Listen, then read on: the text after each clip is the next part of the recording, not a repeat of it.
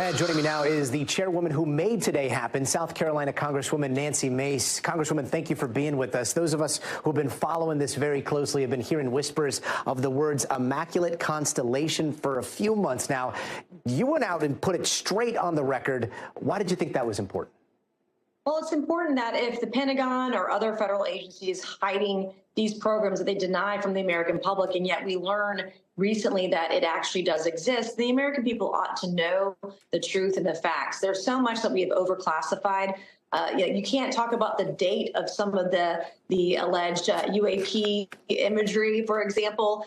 Some of the witnesses couldn't even describe what they've seen because of the way things have been overclassified. You can't talk about the budget for some of these programs because that's classified. We overclassify everything into what end? Does it really make America safer? I don't think so. And the American people deserve to know the truth. It must have been very frustrating for you sitting up there and not being able to get a lot of those straight answers. Was for people that were watching it too. And then you posted this very mysterious report for the public to see with alleged details about immaculate constellation. What is in here is wild. I mean, and I'm paraphrasing, but reports of F-22s getting like boxed in by flying orbs that they couldn't shake. There were satellite images or satellite image of a football field-sized flying saucer hiding in clouds seen from this satellite looking down. Have you seen any of this footage or these images? I have not seen those images or footage, but of course we're going to want to go digging for it in a skiff right after this. But the question I asked Michael Schellenberger, the journalist who was there testifying today, was when he wrote this report about the immaculate constellation, was did he have more than one source? And the type of sourcing he used, he had multiple sources, they had clearances, they were very credible individuals, and that's really important detail when you're bringing forth this kind of information.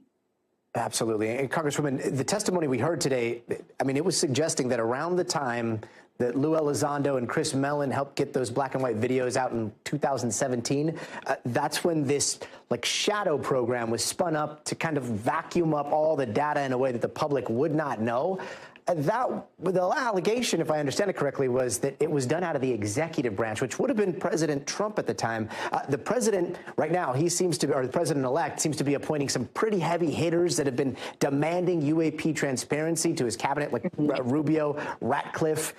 What do you think we're going to see next year when Trump takes office on this?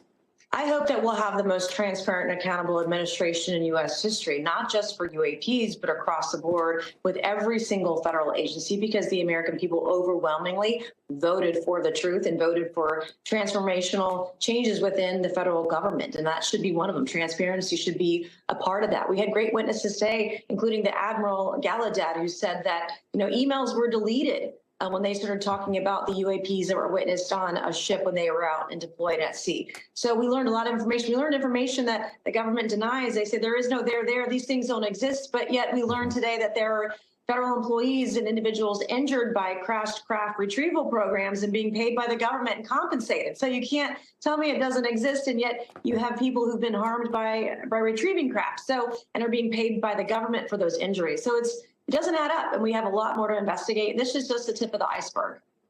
Yeah, fingers crossed we'll get some solid answers. Last question really fast. I mean, we saw bipartisan curiosity here.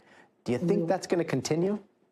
Oh, I hope it does. And UAPs is a place where both Democrats and Republicans alike have come together to demand transparency, to demand government accountability. And the other thing that we've been doing, too, is we've been working together to protect whistleblowers. There are people that have come forward since the last hearing. There will be more people that come forward, I hope, after this hearing. And we're doing our best to protect those individuals, Democrat and Republican alike. Congresswoman, we can't thank you enough for your time on all this. Thank you.